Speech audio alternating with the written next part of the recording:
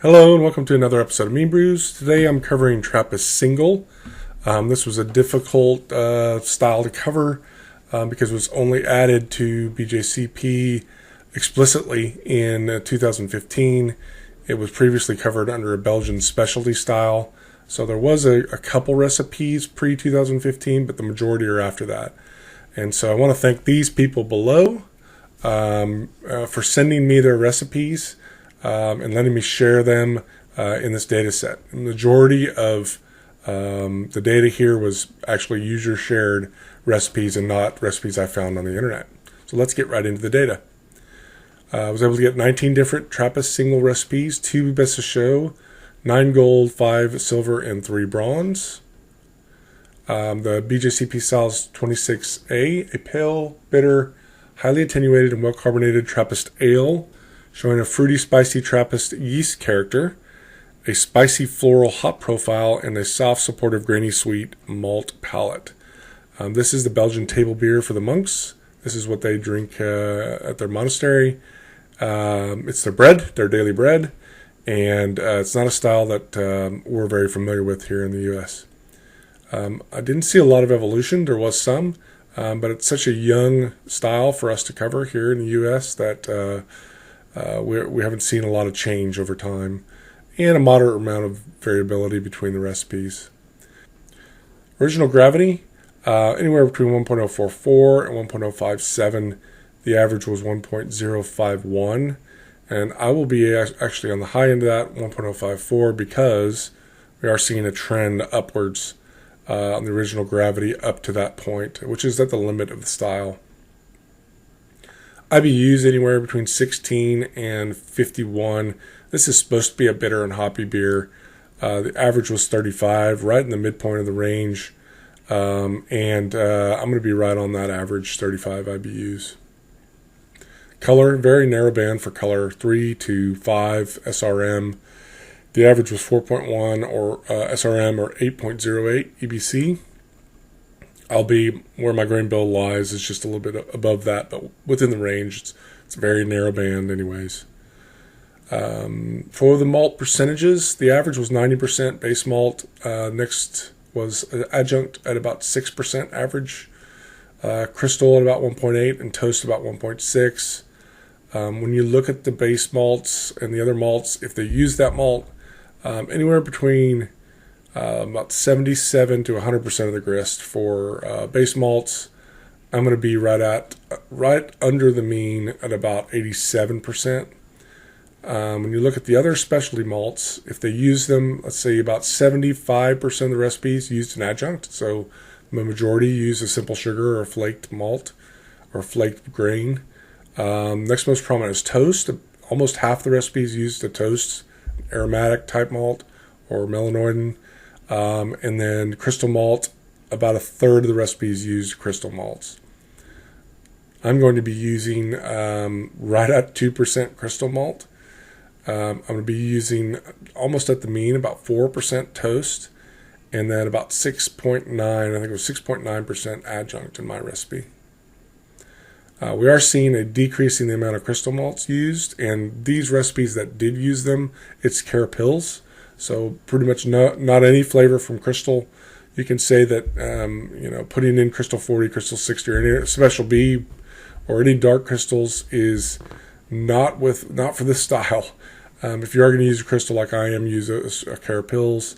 And then the incidence of the usage of toasted malts is just and the percentages that they're using in the grist is going up and up. So these are the aromatics in the biscuits. When you look at what base malts were used for this style, it says Belgian Pilsner, and it's spelled wrong. But this is really any Pilsner. I think there were a couple that used a German Pilsner as well. 100% of the recipes used a Pilsner malt and an average of 84% of the grist, all the way down to 50%. I'll be using an 87% Pilsner. There were some others, wheat, Two-Row, Maris Otter, and Vienna, that were used as well, but just not in a lot of proportion for this style, and I don't recommend it. The use of Belgian Pilsner as a percentage of the grist has gone up, and that's why I'm at the 87% of the grist here. The crystal malts, most prominent, again, Carapils, light crystal, dark crystal, and special B were used in one recipe each. Don't recommend it. I'm going to be using 26% of the recipes use Carapils, an average of 4.7% of the grist. I'm going to be using, because we've seen that curve go down so much, I'm going to be using about 2% of the grist here. But we are seeing that go up. So again, these are the recipes. And look at the Pearsons at 1. There are only 3 recipes that used Carapils, or 3 years that they used Carapils, and the amount that they use has just gone up. So I'm not following this trend, by the way. I'm using 2%. So just following that crystal malt trend down that I showed previously. Toasted malts. We had 2 toasted malts used for the style. Again, that curve showing that more and more recipes are using toasted malts. Aromatic and biscuit or victory were used. I will be using aromatic at 3.5% of the grist for my recipe. Adjuncts, lots of adjuncts. Sweet spot between 5 and 8% of the grist. Most prominent was sucrose.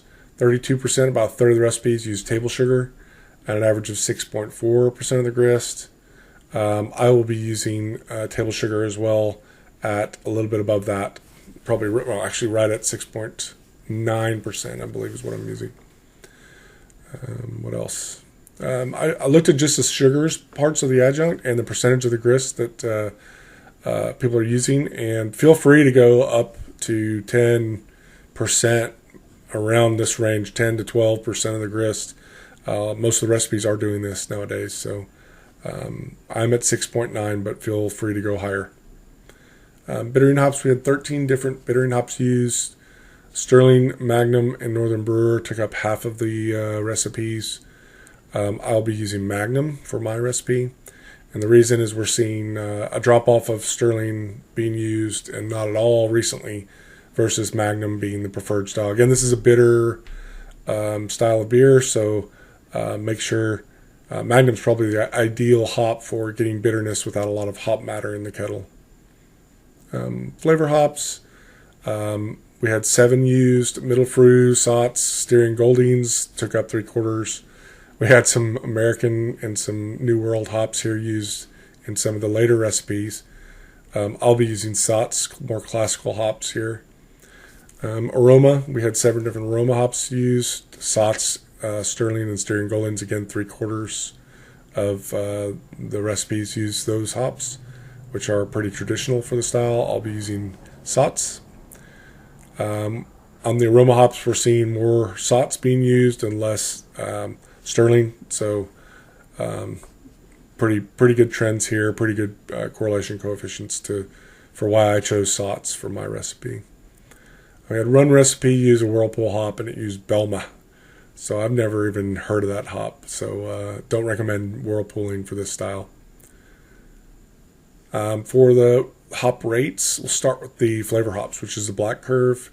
Anywhere between around 0.1 ounce per gallon to 0.4 ounces per gallon. The average was 0.18 ounces per gallon, or 1.35 grams per liter. The aroma hops, right there at 0.1 around to 0.4. Again, a little bit lesser than the flavor at, sorry, that's not right. These are backwards. This is 0.18 and that's 0.21. So 0.18 for the aroma and 0.21 for the flavor. Whirlpool, the one that used the Belma hops, was massively Whirlpool hopped at 0.67 ounce per gallon. Don't recommend that. I'm going to be for the aroma hops at around 0.15 and 0.2. No real reason, I'm just trying to, with my recipe, utilize the hops that are within a 1 ounce package. So trying to keep you from having to buy another package of hops to and these are well within the bounds. This is P40 instead of the 50th percentile. So these are well within the bounds. You're probably not going to even notice that difference from the mean. Looking at the percentage of recipes that used flavor and aroma hop additions. This is just increasing up to the 80th percentile. So 80% of the recipes recently use flavor and aroma hop additions. So definitely include these if you're going to brew this style. The different type of mashes. Surprised I didn't see a lot more step mashes here. 65% were infusion, and then about a third of them were decoction or step mash. I'll be using a single infusion mash following the data here. For the mash rest, we had a protein rest, a few beta rests, and then the main saccharification rest over here. The average for the protein rest was 134 Fahrenheit for 13 minutes. The average for the beta rest was 145 Fahrenheit or 63 Celsius for 43 minutes. And for the alpha rest was 151 Fahrenheit or 66 Celsius for 56 minutes. Pretty big range here between 147 and 158. I'll be right on the average there for my mash. Boil, we're anywhere between 60 and 90 minutes, with an average of 76, and I'll be using a 90-minute boil for my recipe. You could pick either one, but this is higher than the other. So, for the yeast used, the most prominent was West Mall, 3787 or 530. 42% of the recipes used West Mall yeast, and then Chimay, and then Achof and Roquefort. These are Belgian classical strains. Unibrew, Lallemand Abbey. All of these are Belgian strains, but I'm going to stick with 530 just so it's the most prominent. And I love this strain of yeast, so I'm going to use it for the style, and it does well in competition, obviously.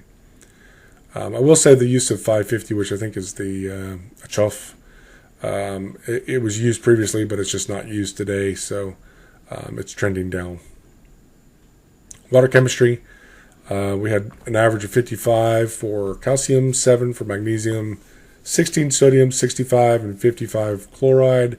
I'm going to be on the low end of all these because we're seeing calcium, sulfate, and chloride all trending down.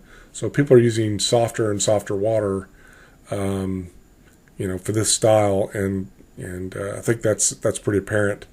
It probably softens up the bitterness a bit. Fermentation start temperatures. For all the yeast, we had anywhere between 64 and 73. For the two most prominent, the West Mall is the blue curve, and the Chimay is the red. The West Mall was an average of about 65 starting temperature and 69 or 70 for Chimay. Average starting temperature was 68 for all strains. I'm going to be at 68 for my recipe, and then when you look at the finishing temperatures, color correlates to color, and these are the bands for the finishing temperatures. Some big changes for most of them. There was only one data point for the Chimay strain, but everything raised about almost 10 degrees up. And average finishing temperature says starting. The finishing temperature was 74 Fahrenheit. And I'll be at 74 as well with my recipe, following the trends here. Average carbonation volumes was 3, which is high, but typical for this style. And the average mash pH was 5.38. All right, now for the Meanbrews Recipe. We're starting with 87% of two-row Pilsner, about 7% of Belgian clear candy sugar, about 3.5% aromatic, and 2.3% Carapils or Carafoam. We're going to bitter with 23 IBUs of Magnum, put in SOTs at 15 and 5 at a rate of 0.15 ounce per gallon or 1.12 grams per liter, and 0.2 ounce per gallon or 1.5 grams per liter for the finishing hops. And we're going to use that 530 West Mall yeast. We're going to shoot for an original gravity of 1.054 and 35 IBUs. And this is the water chemistry again, 24 parts per million calcium, 4 magnesium, 16 sodium, 40 chloride, 40 sulfate, and whatever your bicarbonate is for your water you start with. Don't worry about this being low. You get a lot of calcium from your malt if you're doing an all-grain batch. Mash pH is 5.4. We're going to do an infusion mash of 151 Fahrenheit or 66 Celsius for 60 minutes. We're going to boil for 90 minutes. We're going to chill to 68 or 20 Celsius. And I'm going to do a 1 liter starter just to make sure it's alive for a 5-gallon batch. I don't want to suppress those esters and phenols, so don't make a big starter for this style. It's low starting gravity anyways. So just do if you can, just do a vitality starter, and make sure the yeast is alive. I can't remember viability or vitality starter. Somebody correct me in the comments which starter that is. Going to ferment at 68 and let it free rise to 74. So set your temperature control to 74. Don't turn it on heat. Just let it free rise there. And transfer to bottle or keg and carbonate to 3.0 volumes. If you are going to bottle, I recommend bottle conditioning this style. It's traditional. And if you do, please do use the Belgian high-pressure bottles. Don't try to do this in a normal beer bottle. All right. That's the end of today's episode. Next style we're going to cover is Tropical Stout. It's one that I don't have, a lot of data on. So if you've got a good Tropical Stout recipe, please send it to me. Hopefully this video will come out before NHC. If you all are entered in NHC, good luck. And I will be at the conference this year, so look out for me. I'll have a Meanbrews shirt on, or some sort of master homebrewer shirt on, or something. So come and say hi and introduce yourself if you see me. And see you in a couple weeks for the next video. Tropical Stout. Bye-bye.